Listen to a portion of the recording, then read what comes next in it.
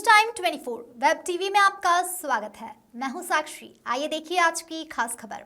आरक्षण बचाओ संघर्ष समिति ने अनुसूचित जाति एससी और अनुसूचित जनजाति एसटी आरक्षण के संबंध में सुप्रीम कोर्ट के हालिया फैसले के विरोध में बुधवार 21 अगस्त को भारत बंद की घोषणा की है।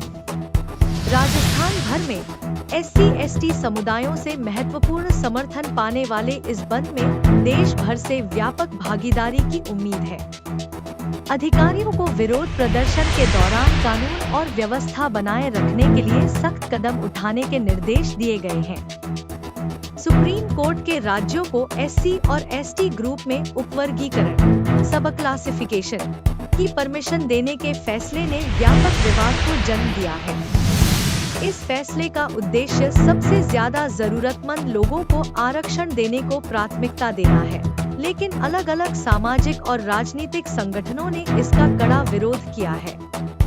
इसी के साथ वरिष्ठ नेता फूल सिंह वरैया ने भी कड़ा विरोध करते हुए प्रधानमंत्री मोदी पर निशाना साधते हुए कहा कि ये सरकार जनता विरोधी है, आरक्षण खत्म कर लोगों का विश्वास तोड़ रही है। सुप्रीम कोर्ट के फैसले पर कड़ा विरोध करते हुए कहा कि यह संविधान का अपमान है। उन्होंने कहा कि यह आंदोलन बहुत शांति के साथ अनुशासन के पूर्ण करे। 2 अप्रैल को जो आंदोलन हुआ था और इस बार 21 तारीख को है, क्या मानते हैं आप, कितना बदलाव मानते हैं क्या? 2 अप्रैल का एक अलग विषय था। आज का हमें कहना चाहिए जो 21 अगस्त यानी कल, ये जो आंदोलन है एक प्रकार से ये जीवन से जुड़ा हुआ आंदोलन है, क्योंकि इस पर जो सुप्रीम कोर्ट ने फैसला दिया है आरक्षण के ऊपर, वो फैसला इस प्रकार का दिया है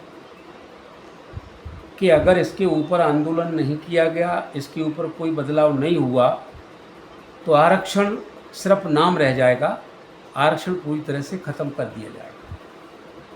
मोदी जी का, उनकी सरकार का पहले ये एक आह्वान था कि हम, उनके मंत्रियों ने कहा था कि हम भारत के संविधान को बदलेंगे और भारत के संविधान को हम ख़त्म करेंगे। आरक्षण चूँकि डायरेक्ट ख़त्म नहीं कर सकते हैं, तो उन्होंने सुप्रीम कोर्ट के माध्यम से ये फैसला जो उन्होंने करवाया है अटॉर्नी जनरल सरकार की तरफ से और उनके एडवोकेट, उन्होंने जो दलील उनको देनी चाहिए थी, जो पक्ष उनको रखना चाहिए था, तो उन्होंने ऐसा पक्ष रखा कि सुप्रीम कोर्ट को आरक्षण के या संविधान के अगेंस्ट फैसला देना पड़ा, जबकि संवैधानिक फैसला नहीं है।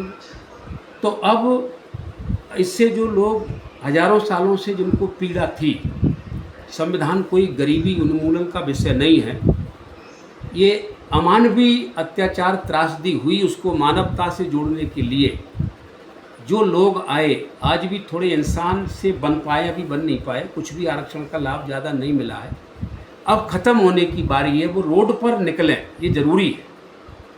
वो इसका समर्थन करें, भारत बंद का समर्थन करें, लेकिन समर्थन करें और भाग भी ले सकते हैं।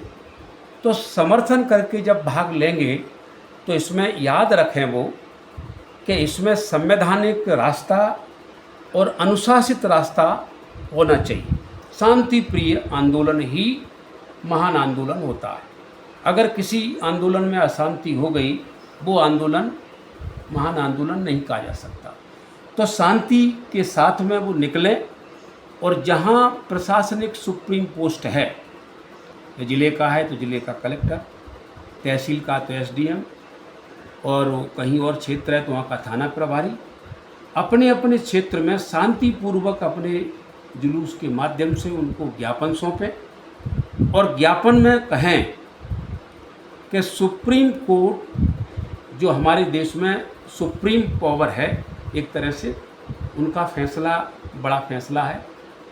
गरीबों के खिलाफ जो सरकार ने षड्यंत्र के साथ जो फैसला कराया है, इसमें हमारी मांग है कि देश की सरकार, मोदी जी की सरकार इस पर ऑर्डिनेंस लाए कि सुप्रीम कोर्ट के फैसले को बदलने के लिए संसद में कानून बनाए, जिससे करोड़ों लोगों के जीवन से जो खिलवाड़ होने वाली है वो खिलवाड़ होने से बचे। ऐसी हमारी मांग रहेगी। ऐसा हम सबको कह रहे हैं, ऐसा ज्ञापन में लिखें और ज्ञापन इस प्रकार का सौंपेंगे। सर, ऐसे आंदोलनों में ऐसे निरपराध लोगों के नाम भी आते हैं, इस बारे में क्या कुछ कहना है? जैसे 2 अप्रैल को जो आंदोलन हुआ था उसमें दरअसल क्या है कि जैसे आंदोलन शांतिप्रिय होता है, किसी का भी आंदोलन शांतिप्रिय होता है।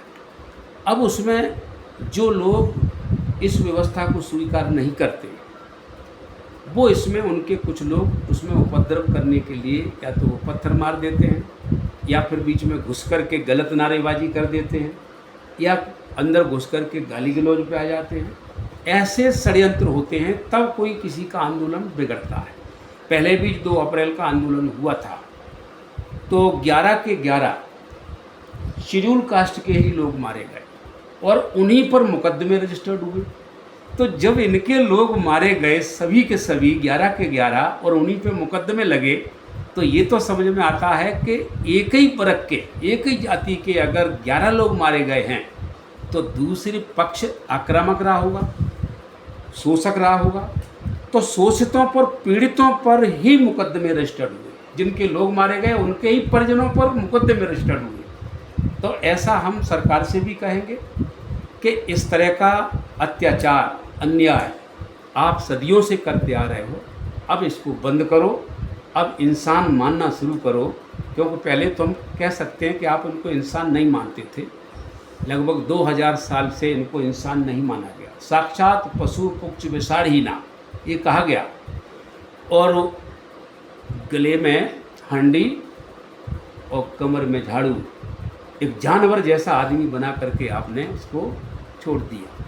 अब उसको इंसान स्वीकार करो। और 78 ईयर्स हो गए आज़ादी को, अब तो कम से कम इसको संविधान में, जो बाबा साहेब अम्बेडकर ने संविधान में खुद कहा, पहली बात यहीं से शुरू हुई है कि देश का संविधान किस बात पर आधारित रहेगा? एक वोट, एक कीमत, एक आदमी, 1 मैन 1 वोट 1 वैल्यू, इस पर आधारित रहेगा।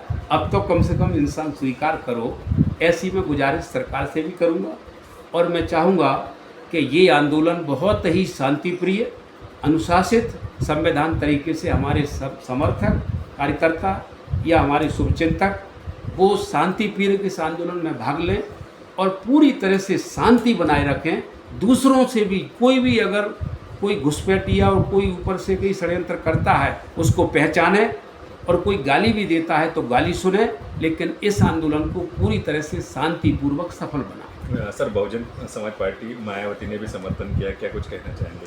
नहीं, देखिए, इस आंदोलन में जिसने भी समर्थन किया है मैं उनको धन्यवाद देना चाहूँगा कि उन्होंने समय के, मैं समझता हूँ, नज़ाकत को देख लिया और उन्होंने इस आंदोलन को समर्थन किया है।